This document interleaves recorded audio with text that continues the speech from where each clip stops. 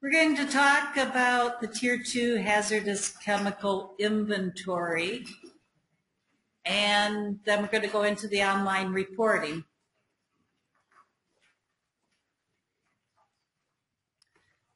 So what is the Tier 2 report? It's a report required under SARA Title III, Section 312 of hazardous chemicals at a facility that are above the threshold. It is submitted annually to local and state officials, and it is made available to the public upon request. And this last one is really kind of important. This is your community right to know. You want the community in which you live to know about your chemicals. You want them to know because if the fire department comes and says, we want you to shelter in place, or we want you to evacuate, you want the community to understand that this is serious. They need to do what they have been asked to do. So we really would like more involvement. In reality, most of the requests that we get for information is from people who want to sell stuff to you. Sorry about that, but we would like to expand this program. That's where we're kind of going with it. I mean, we've worked with the facilities to get the good information. The fire departments are now using this information for their planning and response. The LEPCs are doing their part. Now we've got to get the community involved. So that's where we're going with this. Who must submit the Tier 2 report? The owner or operator of a facility, if required under OSHA to prepare or have available safety data sheets for hazardous substances present at the facility. If exemptions do not apply and if the threshold amount or more of a hazardous substance was present at the facility at any time during the past calendar year. I'm going to talk about each of these underlined terms here. First, the owner or operator. If the owner and operator are different, such as one person owns the building but somebody else is operating the facility in that building, the report is the responsibility of whomever must maintain the safety data sheet for the hazardous material. Hazardous substances. Again, this is all substances for which OSHA requires a safety data sheet. And again, no list of these OSHA hazardous substances. Again, this diagram here, dashed line, here we are, dashed line, no list. OSHA defines a hazardous substance as any substance that is a physical hazard or a health hazard.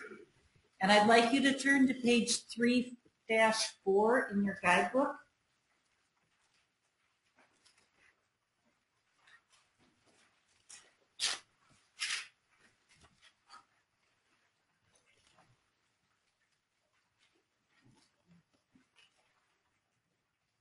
On page 3-4, at the bottom you see a shaded box that says hazard categories and descriptions for reporting under sections 311 and 312. When you report a chemical on your Tier 2 reports, you have to identify the hazards, and you have to identify them as being fire, sudden release of pressure, reactive, immediate acute, and or delayed chronic. So those are the hazards. There are descriptions here that tell you what is meant by these different hazards. For example, a fire hazard would be flammable or combustible. It's flammable if the flash point is under 100 degrees Fahrenheit. It's combustible if the flash point is under 200 degrees Fahrenheit, but above 100 degrees. So above there, I've got the NFPA label. And you see on there, look at the fire hazard, and you've got different numbers for the fire hazard. If I have a fire hazard of 1, would I mark a fire hazard on my Tier 2 report? No, because the fire hazard of 1 says that the flash point is above 200 degrees, so it is not flammable or combustible. That said, on the next page, I put in the NFPA OSHA quick card. Did you all have your training in December for the global harmonization system? So on page 3.5 there, the fire hazard under the NFPA label, 0 is the least hazardous, 4 is the most hazardous, versus the HAZCOM label, where 1 is the most hazardous and 4 is the least hazardous. Just to keep you on your toes, all right? So keep that in mind as companies start switching over to the safety data sheets and they get those written, that these hazard categories are switched. So I put that in there just as a reminder for you. I think that's the only one that has the reversed hazard categories in it. So OSHA requires that a safety data sheet be maintained for each hazardous substance. But you can have safety data sheets for substances that are not hazardous, such as water. And I actually found a safety data sheet for water on the internet, and it did actually define a rather significant inhalation hazard. But it's not hazardous under OSHA, okay? And so even though it has a safety data sheet, it would not be reported on your Tier 2 report. OSHA does not require a safety data sheet for hazardous waste, but as you remember, we would like you to report the hazardous waste anyway. There was a lot of questions about certain oils, like lubricating oils, as to whether or not they had to be included on the Tier 2 report. And I looked at some safety data sheets that said that there were no associated hazards. Other safety data sheets said that they were hazardous. So EPA took this question to OSHA and said, what's the deal? Is lube oil hazardous or not hazardous? OSHA responded that petroleum distillates are hazardous. So if your oil contains petroleum distillates, then it should be considered hazardous. If you don't know which hazard to mark, if you happen to have one of those safety data sheets that says it's not hazardous, then mark the hazard immediate acute on your Tier 2 report. There are some hazardous substances that do not have to be reported. If you look at page 3.7 in your guidebook,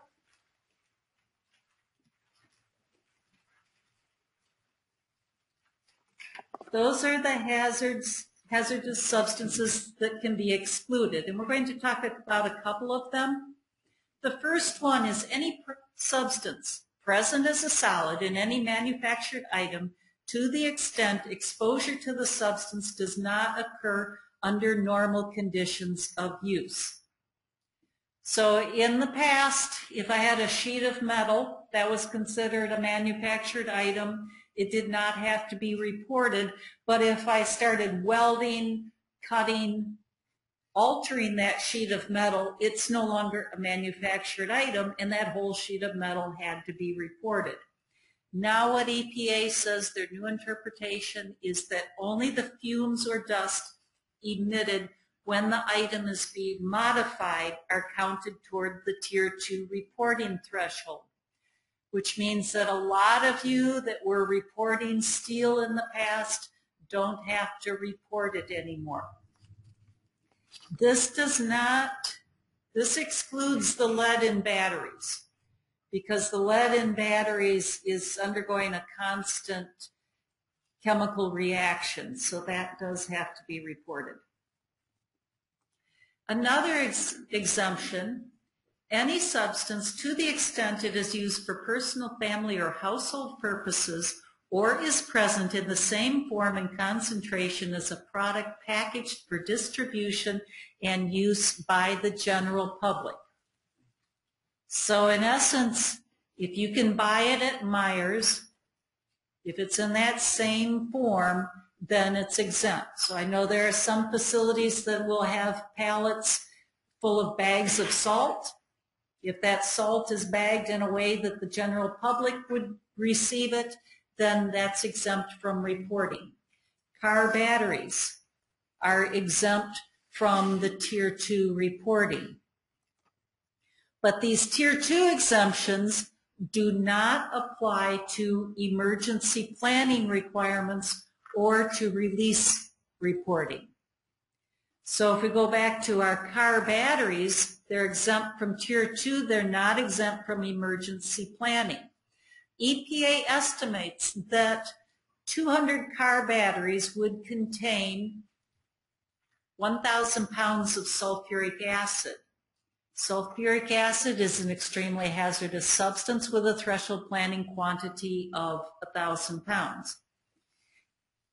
When you're doing this calculation, we're not looking at the cars in the parking lots, or we would be looking at every parking lot in the state. We don't want to do that. What we're looking at is if you have batteries on your shelves, such as Kmart facilities would have batteries because they're selling them. They could have 200 batteries on their shelves. They're not subject to the Tier 2 reporting, but they are subject to Section 302. The amounts when we're doing the thresholds are always in pounds. So if you have gallons, you have to convert to pounds. There's a formula in Chapter 6, but I gave it to you right here. You all have your pencils out, your calculators, thinking caps on? Okay, specific gravity, also called relative density. That's taken from the safety data sheet, multiply it by the weight of water, which is 8.34 pounds per gallon. That gives you the pounds per gallon of your substance. I have 4,000 gallons of gasoline. Page 618 in your guidebook, there is a material safety data sheet. I wasn't able to get a safety data sheet for this one. Look at the material safety data sheet and tell me what the specific gravity is.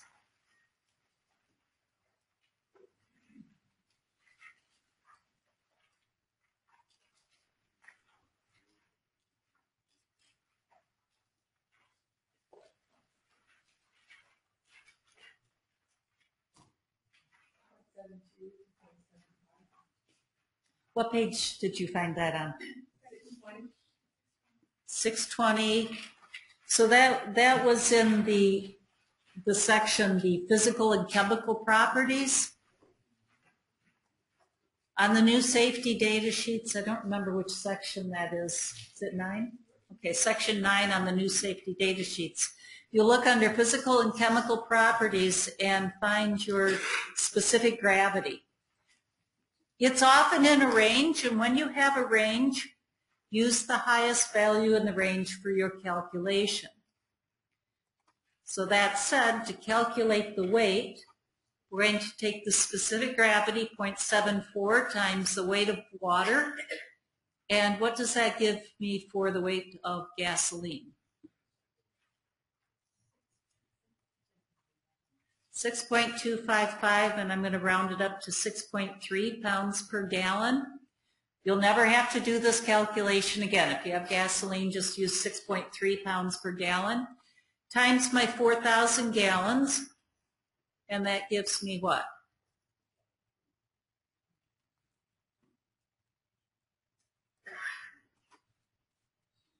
$25,200 pounds of gasoline. Does that need to be reported on my Tier 2 report? If I exceeded that 10,000 pound threshold? When you're doing gasoline, and the same with some of your other products, you should combine all the grades together to determine the threshold. Same thing if you've got paint. We don't care what color it is. If you've got paint and it's all the same solvent-based paint, combine them all and look at the threshold. Your responders don't care if it's pink or blue or whatever. So the threshold for OSHA hazardous substances is 10,000 pounds. And when we look at this threshold, what we are talking about is what is the largest amount that is ever on site at one time during the previous full calendar year in storage and in process. What we're trying to determine is how much might be involved in an incident.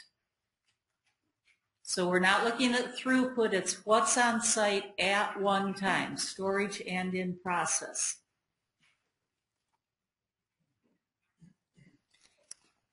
A question I get asked is, should I apply the threshold to the whole product or just to the hazardous ingredient? And what I'd like you to do is go to the list of lists in the back, and it's in different orders. And the beginning of the list of lists, it's in CAS number order.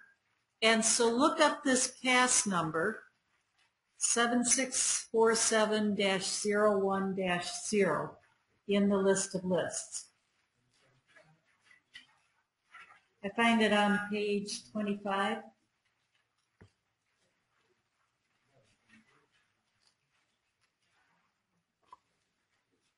Is that what it is?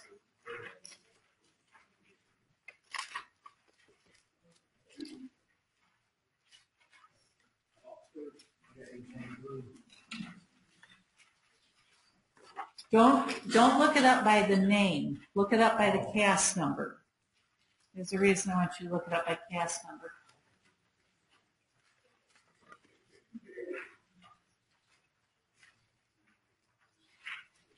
No, that's not the right one. 30, page 30.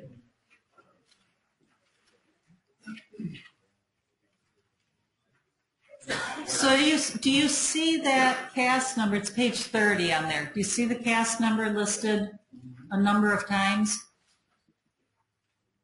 Now, something I realized here, how many times do you see it listed there? 6 times, but that last one is the antimony pentachloride. You see that? That CAS number is incorrect for that one. You might want to correct that. It should be 7647-18-9.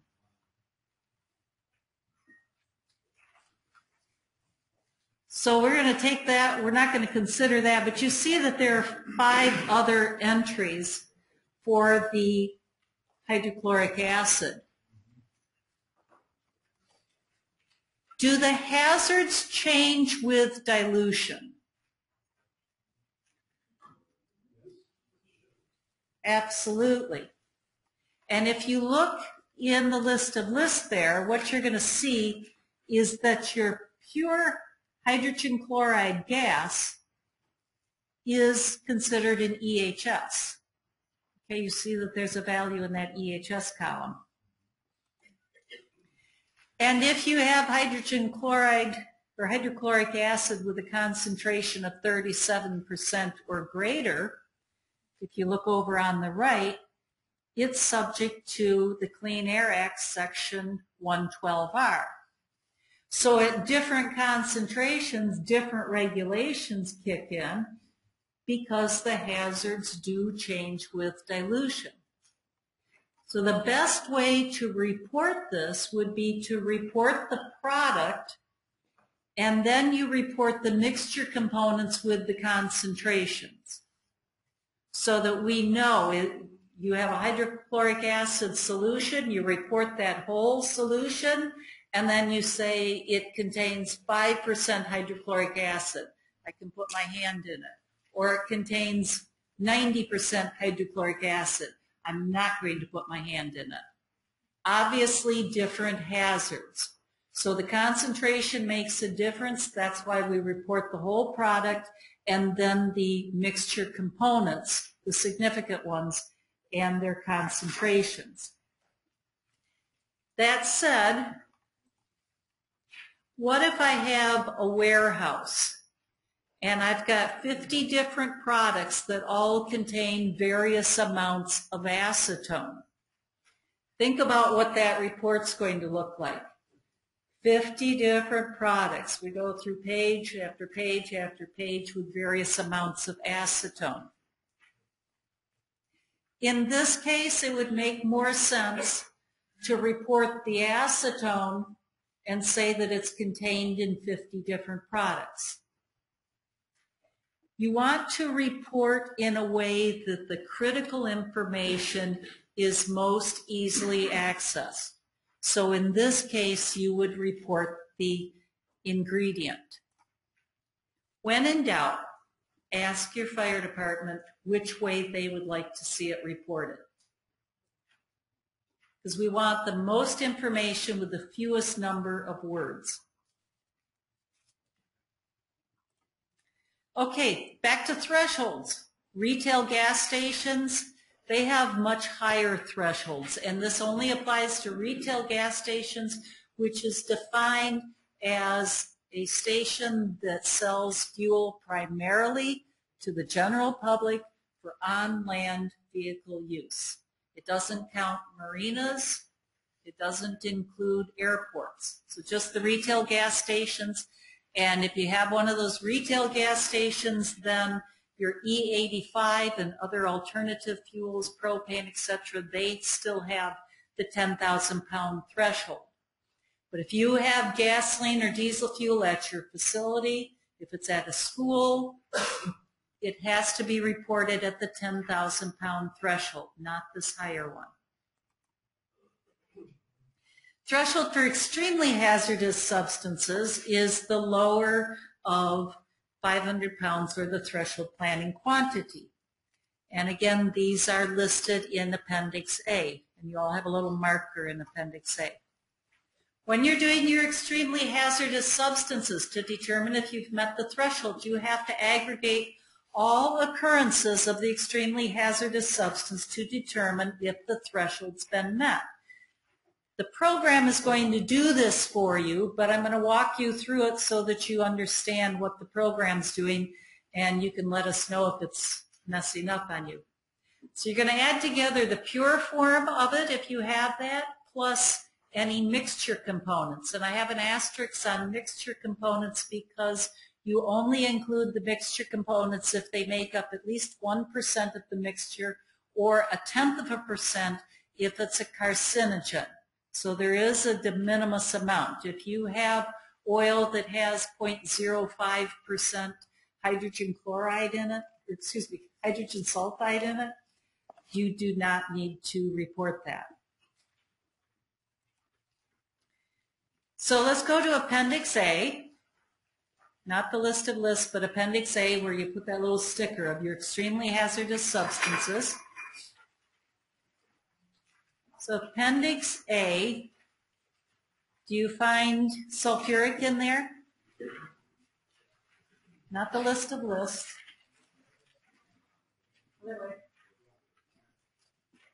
Did you find sulfuric acid? Okay, so it's an EHS. What is the threshold planning quantity? 1,000 pounds. So what is the Tier 2 reporting threshold for sulfuric acid? 500 pounds. This is 500 pounds or the threshold planning quantity, whichever is lower. Okay, I have sulfuric acid in my inventory. It's contained in 6 large lead acid batteries that are in my forklifts. And I also have a 55-gallon drum of pure sulfuric acid that I use to recharge my batteries.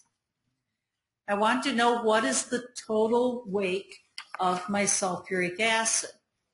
We're going to start with the 55-gallon drum of pure sulfuric acid. This is from a safety data sheet for battery-grade sulfuric acid, and if you look down here, it says density 1.84 grams per cubic centimeter.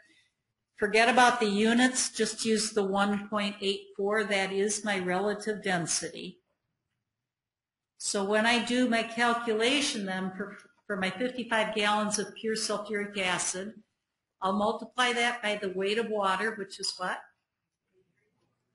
8.34 pounds per gallon, times the specific gravity or the density, which is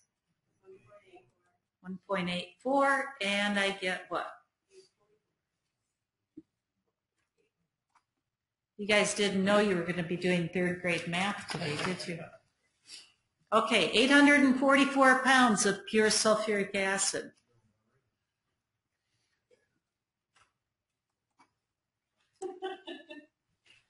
The batteries. A lot of your safety data sheets for batteries can be misleading. You know how some people talk about chlorine, they say they've got chlorine bleach, when really it's sodium hypochlorite. Well, your battery manufacturers do the same thing, and they will say sulfuric acid when they mean battery acid. Battery acid, or the electrolyte, is a mixture of sulfuric acid and water. So because these safety data sheets are kind of confusing, what we've got is your good enough for government work calculation, which is an approximate calculation based on the total battery weight. It's very simple. 2/3 of the weight is lead, 1/3 is battery acid, 1/3 of the battery acid is sulfuric acid, meaning that 1/9 of the total weight of the battery is sulfuric acid. Very easy calculation. 1/9 is about 11%. If you have a safety data sheet that tells you that you have more than 11% sulfuric acid, it's not correct. Then they're talking electrolyte.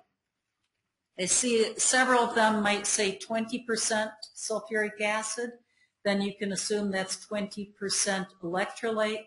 Take 1/3 of that, so you have 7% sulfuric acid. So your 11% is as high as you would go. You can use the 11%, or if you have a safety data sheet that indicates a smaller percentage, use that. But you're never going to be higher than 11%. Okay, so I have 6 batteries, and each battery weighs 900 pounds. How many pounds of sulfuric acid are in the batteries? Let's do it this way. Total weight of the batteries is what? 5,400 pounds total weight. So my battery acid is how much? It's going to be 1/3 of the 5,400, 1,800. And sulfuric acid, 1/3 of 1,800, 600. Or 1/9 of 5,400 pounds, 11% approximately, 600 pounds. Okay, real easy calculation. So the total weight in my batteries is 600 pounds. Plus 844 pounds pure, gives me 1,444 pounds of sulfuric acid at the facility. So because this is an EHS, I have to add all of these together to determine if I've met the threshold. So what's the required reporting for 1,444 pounds of sulfuric acid? Tier 2, because it's greater than what amount? Okay. And emergency planning, because it's greater than what? You guys are doing great. Let's see if I can trip you up. Okay, nitric acid. Again, look in Appendix A. Appendix A is for the extremely hazardous substances. Don't look in the list of lists, look in Appendix A. Okay, is nitric acid in there? Okay, it's on that list of extremely hazardous substances, so it's an EHS. What's the threshold planning quantity? 1,000 pounds. So what's the Tier 2 reporting threshold? Is it good? I've got 1,000 gallons of a 7% nitric acid solution. The specific gravity is 1.02, weighs just a little bit more than water. What is the weight of my mixture? I'm going to take 1,000 gallons and I'm going to multiply it by what? 8.34 pounds per gallon. And then multiply by what? The specific gravity, which is 1.02. And what do I get? Okay, 8,506. Just round it up. That's the weight of my mixture. So if I'm just looking at the mixture as a hazardous substance, as an OSHA hazardous substance, have I exceeded the threshold for reporting? As an OSHA hazardous substance, what's the threshold for an OSHA hazardous substance? 10,000 pounds, right? We're not looking at, don't look at the EHS. Look just at the mixture. It's an OSHA hazardous substance. Have I exceeded that 10,000 pounds? No, I haven't. So my mixture has not exceeded the threshold. So now we have to determine what is the weight of the extremely hazardous substance component to see if that exceeds the threshold. So I take my total weight times 7%, and how much nitric acid do I have? 595 pounds of nitric acid. So has my 595 pounds exceeded the Tier 2 report threshold for an EHS? Yeah, so a Tier 2 report is required. Is this facility subject to Section 302?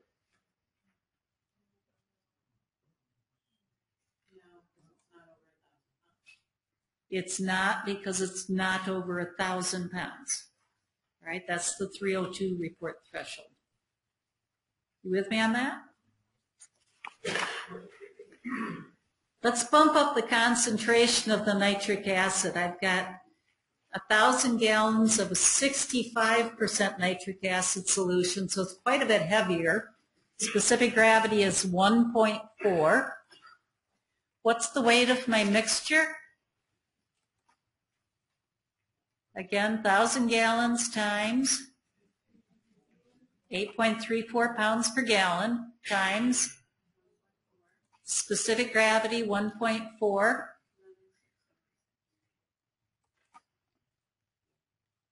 You get that? 11,676 pounds. So as an OSHA hazardous substance, have I exceeded that threshold as an OSHA hazardous substance? Yeah. Okay, I'm greater than 10,000 pounds. So I know I have to report it. But I still want to know what's the weight of my extremely hazardous substance component. So 65% of the total is what?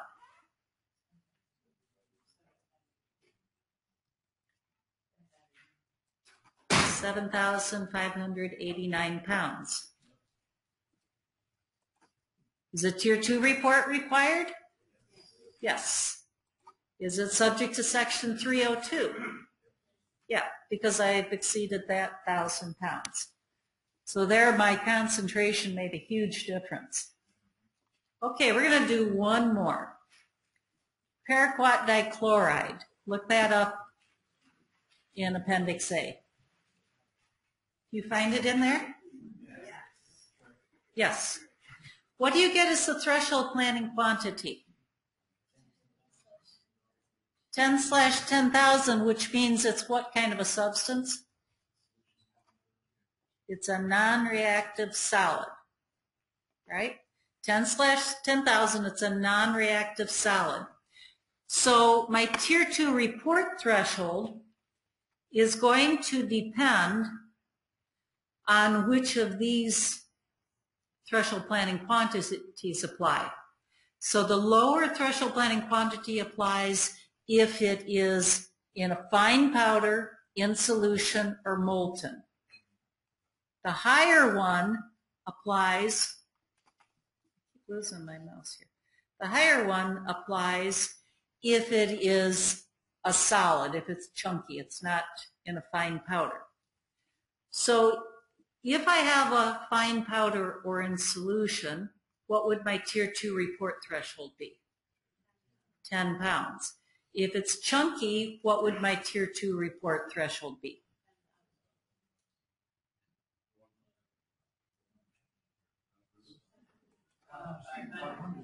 500. Okay? Because it's the threshold planning quantity or 500 pounds, whichever is lower. So depending on the form of it, my Tier 2 report thresholds, it will either be 10 pounds or 500 pounds. I have 10 gallons of a herbicide called Gramoxone Extra. Specific gravity 1.12, and it contains 37% paraquat dichloride. What's the weight of my mixture?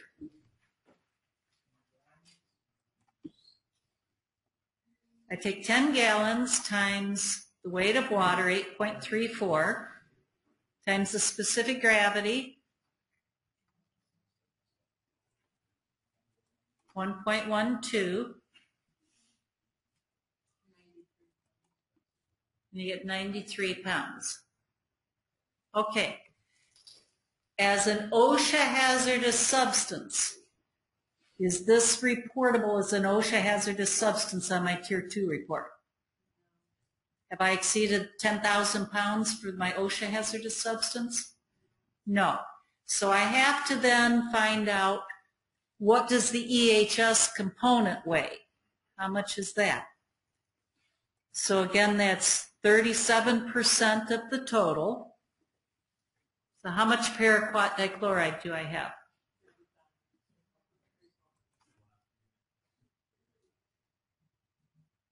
Are you with me on that? 34 pounds of paraquat dichloride.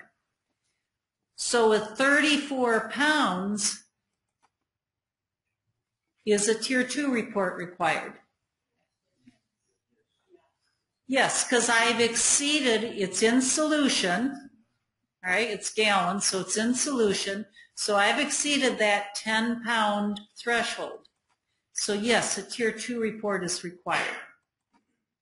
Is this facility subject to Section 302? Anybody? No. Why do you say no? Who said no? You did. Why did you say no?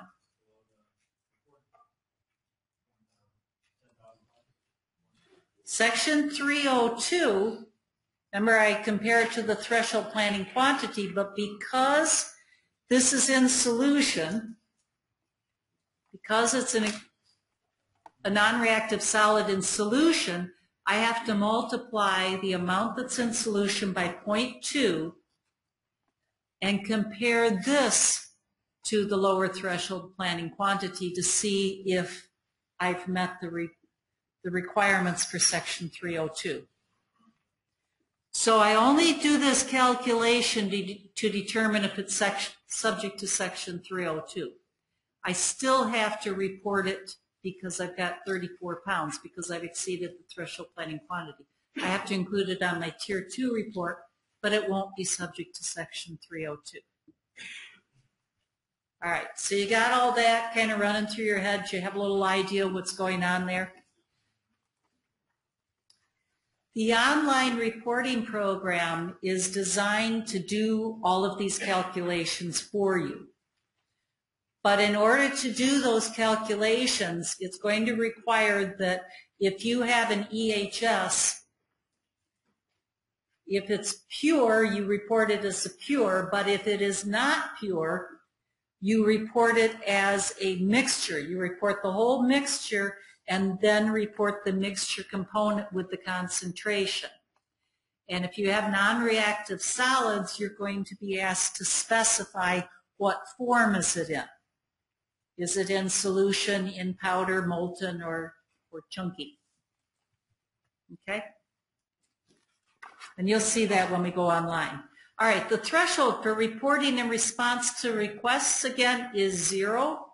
Requests can be made by the CERC, which we have never done, I don't think, and the LEPC and the fire department with jurisdiction over your facility.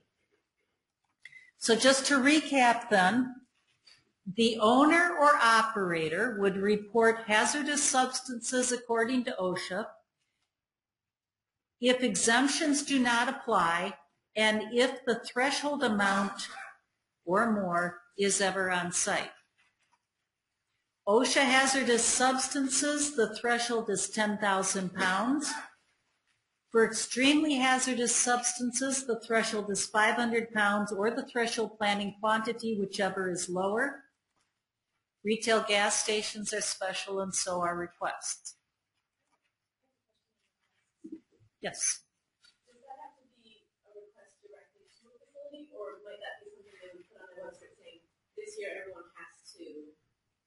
Okay, the question is, can the fire department or LEPC make a global request by putting it on their website and saying everybody needs to report a certain type of chemical or at a certain threshold? No, it would be a request that's made actually to the facility.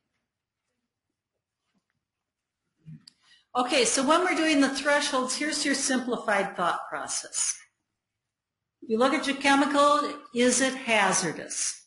If it's not hazardous, you're not subject to reporting. If it is, then let's go to the next question.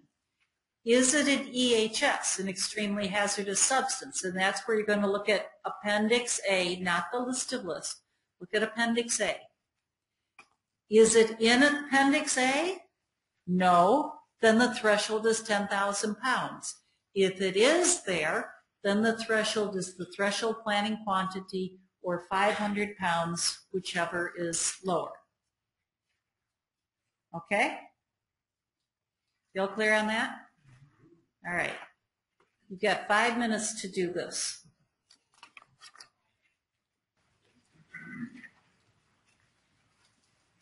Okay, how'd you do?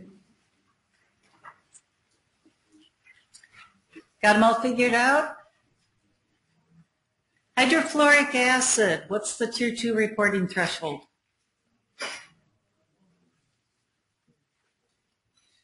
100 pounds.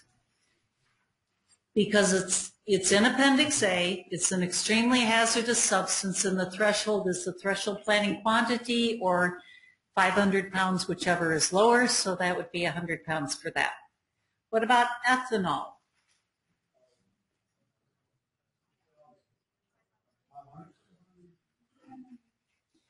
Is ethanol in Appendix A? No. Now, don't get confused because there is a chemical in there that starts with the word ethanol. But it doesn't end there. It keeps going.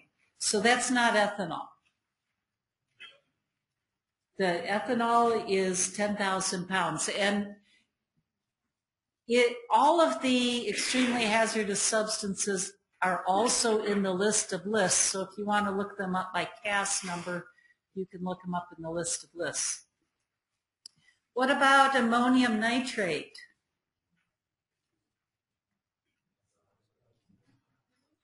$10,000 pounds.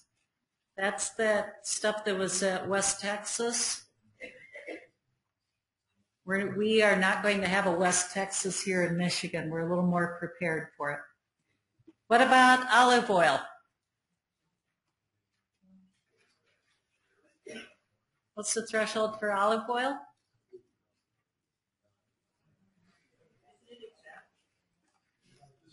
Not reportable. If you have olive oil and it gets spilled into the waterway, yes, it's a problem. It's an environmental hazard, but it's not considered an OSHA hazardous substance. It actually falls under the exemption for foodstuffs. But OSHA is just looking at hazards to humans rather than to the environment. What about chloroform? 500 pounds, because it's on the EHS list, right? How about dry ice? Carbon dioxide.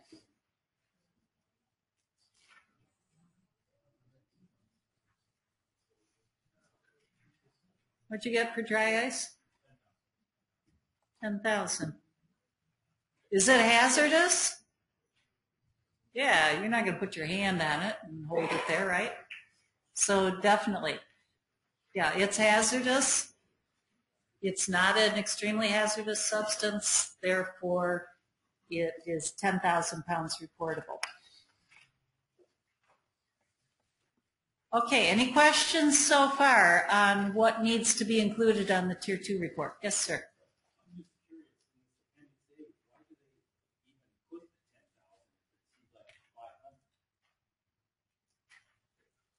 The 10,000, the threshold planning quantity tells you when it's subject to emergency planning under Section 302.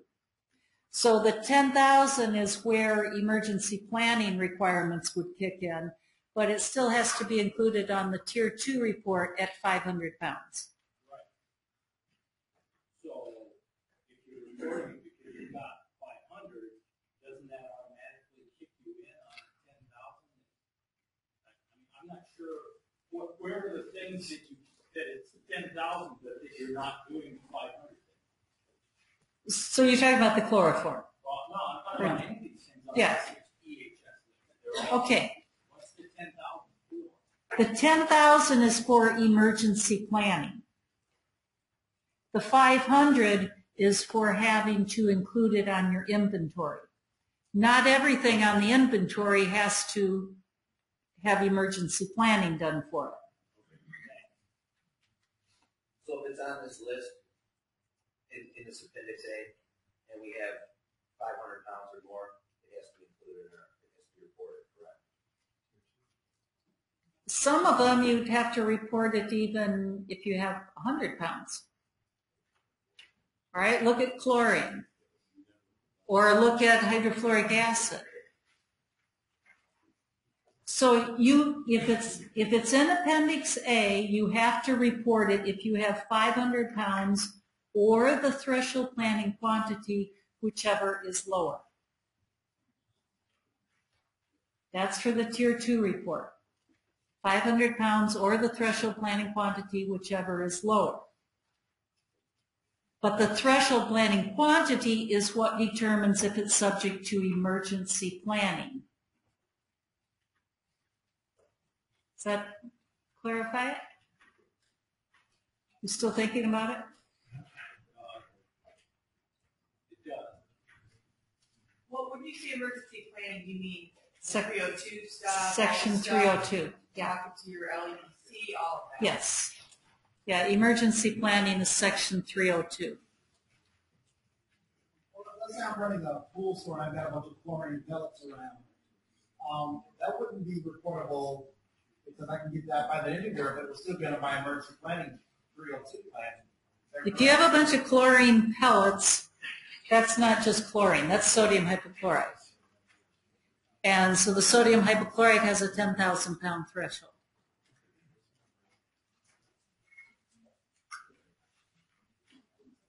Any other questions?